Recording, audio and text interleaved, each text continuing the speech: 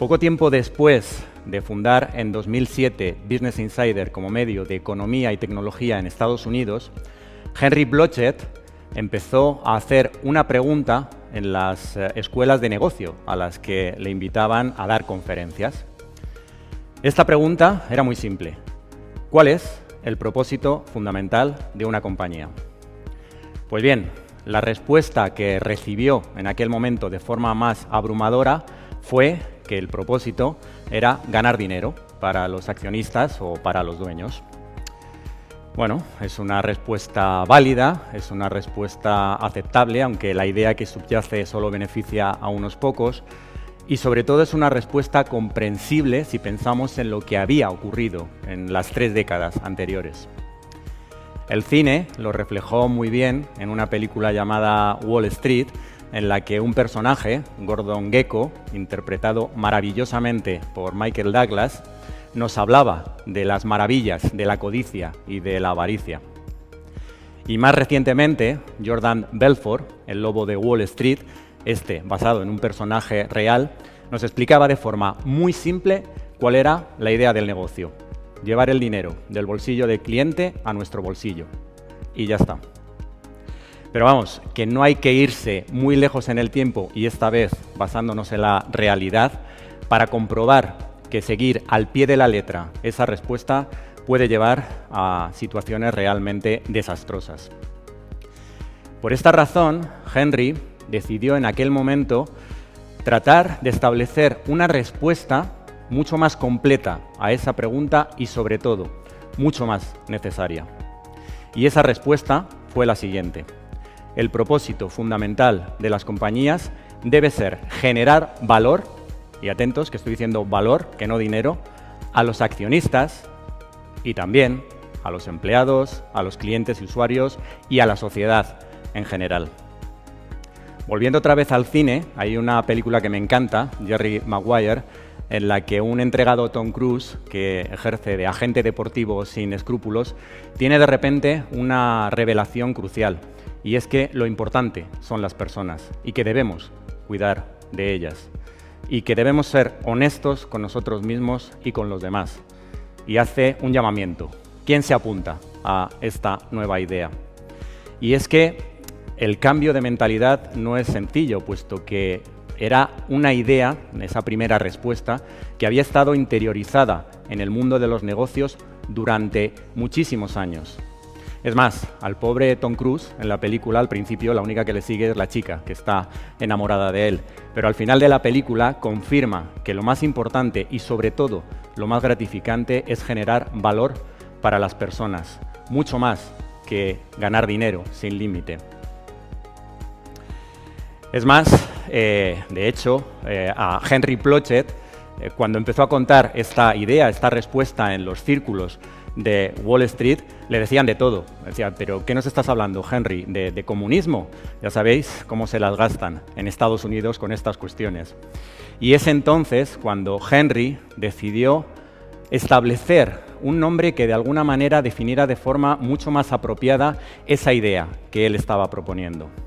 Y entonces es cuando surgió Better Capitalism y lo convirtió en la iniciativa fundamental de Business Insider, y diría que en nuestro propósito y en nuestra ideología.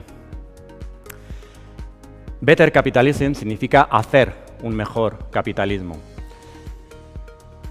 Significa que el capitalismo es un sistema imperfecto en el que, por supuesto, que hay muchas cosas que mejorar, pero de momento es el mejor que tenemos, y por tanto la clave consiste en inclinar la balanza hacia las personas mucho más que hacia el dinero.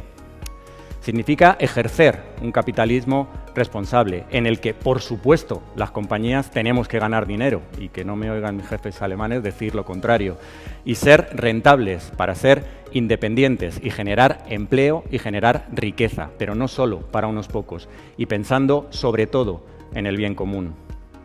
Y esto, por cierto, cuestiona incluso la filosofía del crecimiento desmesurado, sin límite, constante, a toda costa y a todo precio, que practican algunas compañías, arrinconando incluso a la competencia o directamente eliminándola.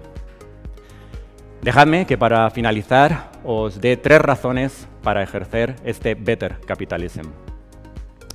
La primera de ellas, porque se trata de una cuestión ética, moral y mucho más importante, vital.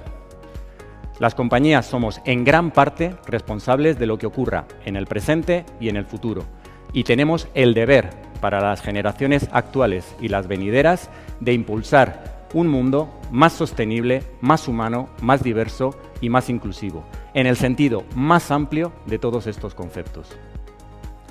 Para mí, esta razón sería ya más que suficiente para ejercer este Better Capitalism, pero como sé que hay mucho pragmático al que le cuesta pensar más allá del negocio, dejadme que os dé 2 razones más.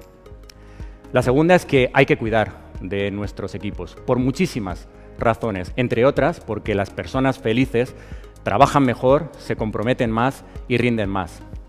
Y también por una razón mucho más pragmática, y es que los salarios de las personas de nuestros equipos son los ingresos de otras compañías. Y por supuesto, a la inversa, los salarios de las personas de otras compañías son los ingresos de nuestra compañía.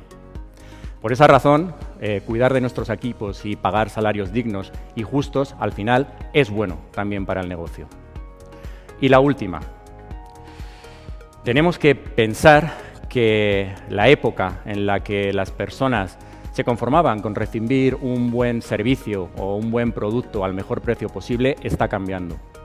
Ahora, cada vez más gente quiere saber qué compañía está detrás de ese producto y de ese servicio, si son honestos, si cuidan de sus equipos, si tratan bien a sus clientes, si impulsan la diversidad o si se preocupan por el medio ambiente.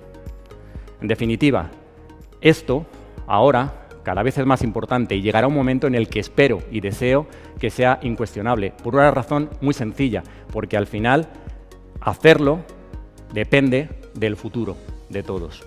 Y cuidado con decirlo o aparentarlo y no hacerlo. Mucho más nocivo que no ejercer este Better Capitalism es alardear de ello y hacer lo contrario. Creedme, los relatos corporativos falsos a la larga resultan devastadores.